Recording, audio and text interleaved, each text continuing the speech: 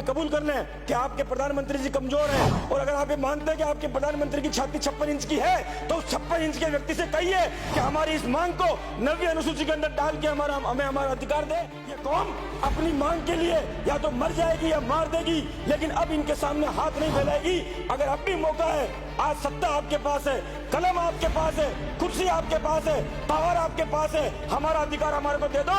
हमारी माओं को, हमारी बहनों को, विधवा और उनकी कोख उजाड़ने का काम आपने किया। हमारे हाथ में कलम आए, आप बार बार बंदूक पकड़ते हो। हम चाहते हैं हमारा बेटा कुर्सी के ऊपर बैठे, आप हमारे बेटे को बार बार जेल के अंदर भेजना चाहते हैं। कहाँ गया आपका समझौता? आपको सुप्रीम कोर्ट में जाने की जरूरत नहीं थी, जब एक बार अधिसूचना मिल चुकी थी। बैठ जाओ, अकेले ने बोलो। जिस दिन आपकी बहन विधवा होगी, जिस दिन आपकी पड़ोसी के अंदर जो माँ रहती है उसकी कोख सुनी होगी, उस दिन आपको इस दर्द का एहसास होगा। आप हमारी कौम से खिलवाड़ करने का काम मत करिए। इस कौम ने अपना वैभव खो दिया इस देश के लिए, आप उस कौम को मजाक बनाना चाहते हैं। हम जेल जाने से डरते हैं ना, हम मुकदमों से डरते हैं और ना मरने से डरते हैं, लेकिन हम वादा खिलाफी से डरते हैं, क्योंकि हम पन्ना दाई के वंशज हैं, जिसने अपने बेटे की गर्दन कटा दी, लेकिन जिसका अन्न खाया था उससे वादा खिलाफी नहीं करी थी। इसलिए मैं आपसे कह रहा हूं कि हमसे वादा खिलाफी मत करो। अगर हमसे वादा खिलाफी करोगे तो आपका पता भी नहीं लगेगा। आपके सामने हाथ नहीं फैलाना चाहते। हम वो कौम है जिस कौम ने हिंदुस्तान की धरती को आजाद कराने के लिए दन्ना कोतवाल के रूप के अंदर लड़ाई शुरू करी थी। हम वो कौम है जिस कौम के बेटे सरदार वल्लभ भाई पटेल ने इस देश को एक करने का काम किया था। हम वो कौम है जिस कौम का शासन अब आसीन से लेकर अफगानिस्तान तक था, जिस कौम का नाम अफगानिस्तान के राष्ट्रगान के अंदर आता है। उस कौम के आगे, जिस कौम के आगे वीर लगता है, उस कौम को आपने खिलवाड़ का विषय बना दिया। हमने आरक्षण इसलिए मांगा क्योंकि इस देश के अंदर अधिकार की लड़ाई लड़ते लड़ते, इस देश की रक्षा की लड़ाई लड़ते लड़ते, इस देश पर आक्रमण करने वाले लोगों से लड़ाई लड़ते लड़ते हमारी कौम ने अपना वैभव खो दिया, और मजबूरी में हमारे को पहाड़ों के ऊपर जाना पड़ा। और पहाड़ों के ऊपर जाने के बाद जब ये पूरी देश और दुनिया आगे बढ़ गई और हमारी कौम इस दुनिया के साथ कदम बनाने के अंदर पीछे रह गई, तो वो हमारा बेटा भी कलेक्टर बनना चाहिए, हमारा बेटा भी एसपी बनना चाहिए, हमारे बेटे के हाथ में भी कलम आनी चाहिए, और उस कलम के माध्यम से वो 36 कौम की सेवा करने का काम करे। लेकिन उसके बदले में आपने क्या दिया? आपने हमारी खून से धरती को लाल कर दिया।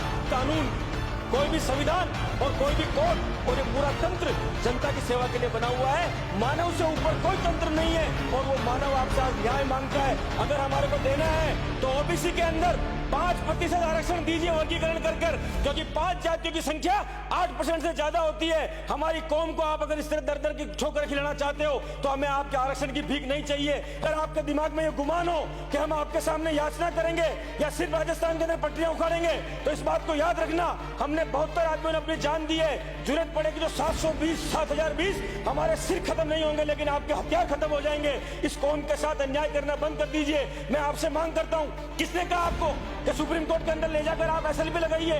अगर आपका मन साफ था तो किस अधिसूचना से पिछली सरकार 1% का फायदा हमारे को दे रही थी, वो 1% का फायदा आप लगातार देते रहते तो मेरी कौम को आपके सामने हाथ नहीं फैलाना पड़ता। हमारा नौजवान बच्चा आज नौकरी करना चाहता है, 1252 की आप बात करते हैं, कभी कांग्रेस तारीफ करती है, कभी बीजेपी तारीफ करती है। इस कौम के साथ आप कब तक अन्याय करते रहेंगे? कब तक हमारे खून से राजस्थान की धरती के ऊपर आप होली खेलते रहेंगे? मैं आपसे कहना चाहता हूं, हमको अगर देना है, अगर आपके मन में संविधान के अंदर रह के काम आप कभी बार बार अटका देते हैं कि इस देश के संविधान के अंदर 50% से ज्यादा आरक्षण नहीं दे सकते।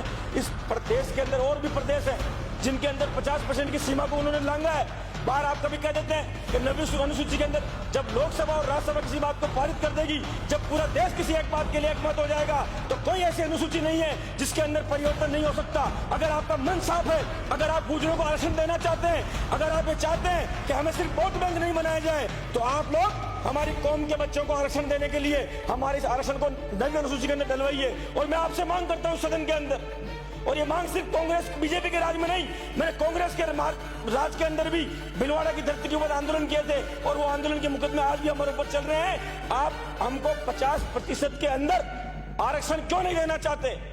हमारा जब संख्या बल है, गुजर सहित 5 जातियां जो आज आर्थिक रूप से, सामाजिक रूप से, शैक्षणिक रूप से, नौकरी के रूप से, व्यवस्था के रूप से हम हर तरह से पिछड़े हुए हैं, तो हम आपसे मांग कर रहे हैं कि हम हमारे बच्चों को पढ़ने का अधिकार दीजिए, हमें आप इस काबिल बनाइए कि हम लोग नौकरी कर सकें। तो फिर क्यों नहीं आप 50% के भीतर हमको आरक्षण देना चाहते हैं? ये हमारा अधिकार है।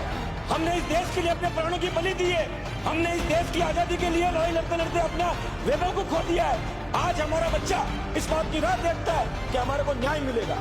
आपने हमारे खून से इस धरती को लाल किया, इसलिए मैं हमसे आपको सभापति महोदय आपके माध्यम से इस सरकार के कानून के अंदर मैं बात डालना चाहता हूं कि आपने जब वादा किया था कि एसबीसी के माध्यम से जो 5% का आरक्षण मिलेगा और जो भर्तियां आपने निकाली उन भर्तियां आज भी प्रक्रियाधीन है, उन प्रक्रियाधीन भर्तियों के अंदर हमारे बच्चों को आप 1% आरक्षण क्यों नहीं देना चाहते हैं? आज भी जो आरएस जो राजस्थान की हमारी प्रशासनिक सेवाएं हैं उन सेवाओं के अंदर जब ये भर्ती निकली थी उस समय उसकी विज्ञप्ति के अंदर 5% आरक्षण का प्रावधान था और आज हमारी कौम के बच्चे को वो आप एमबीसी का 1% भी नहीं दे रहे हैं।